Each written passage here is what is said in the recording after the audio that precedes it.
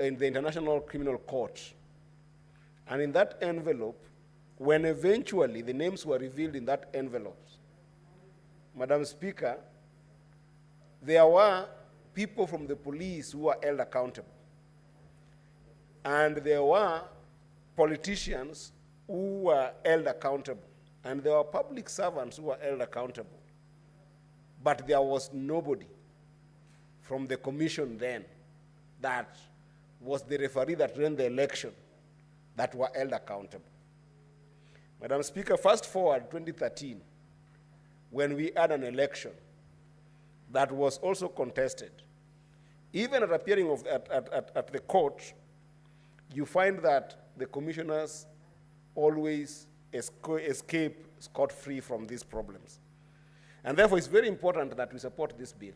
And the bill has attempted to look at those offenses by members and staffers of the commission.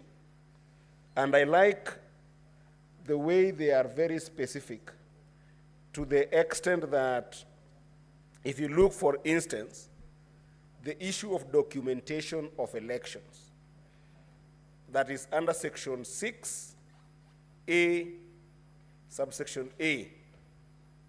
And it says that one of those offenses is if anybody makes in any record, return, or other document which they are required to keep or make under such written law an entry which they know or have reasonable cause to believe to be false or do not believe to be true.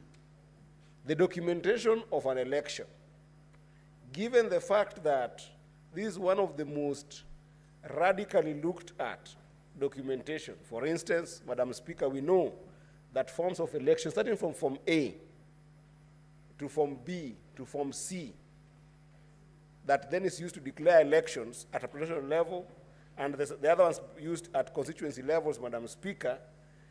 These are highly regarded forms that have got security features that are very clear. And Madam Speaker, we have seen a number of instances that those documents are doctored.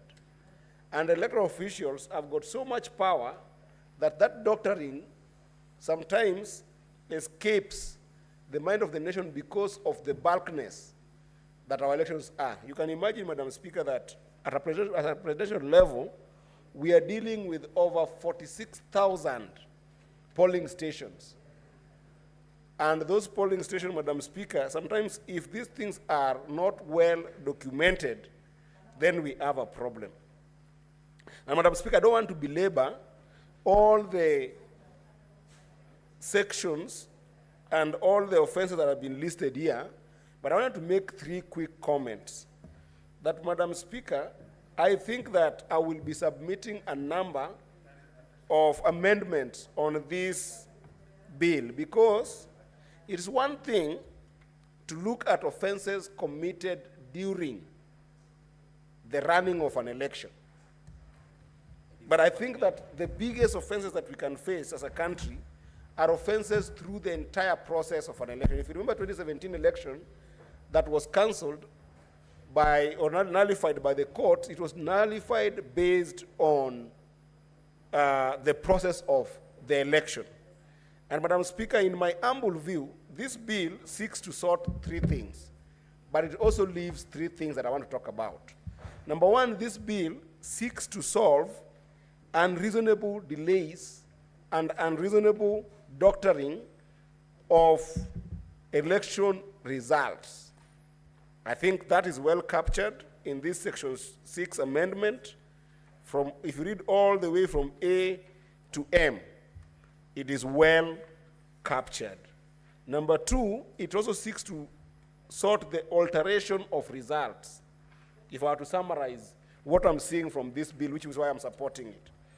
And number 3, it can essentially help us to correct ungazetted polling stations, which sometimes have also featured in a number of our election results, that you end up having some ghost polling stations, like what happened in Migori County, Madam Speaker, in the 2017 election. If you follow that nullification, Madam Speaker, there were variably so a number of polling stations that came to the Supreme Court as ungazetted, non-existent polling stations that then were used to vary that election.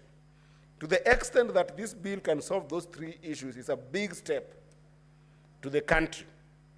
However, Madam Speaker, I think that this bill must also explore the entirety of an election process, which I don't think starts by the day of voting.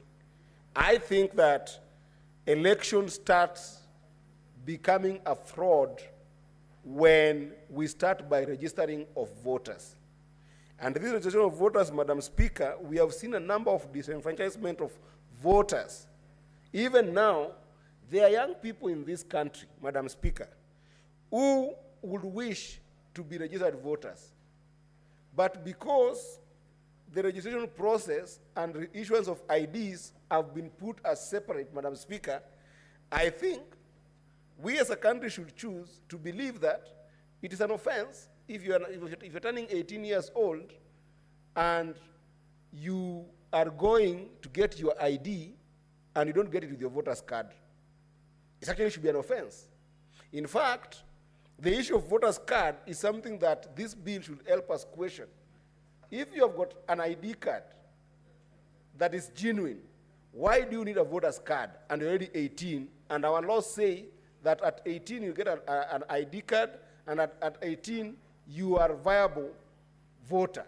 Why then must this issue of voter's card be prohibitive for young people to be able to vote?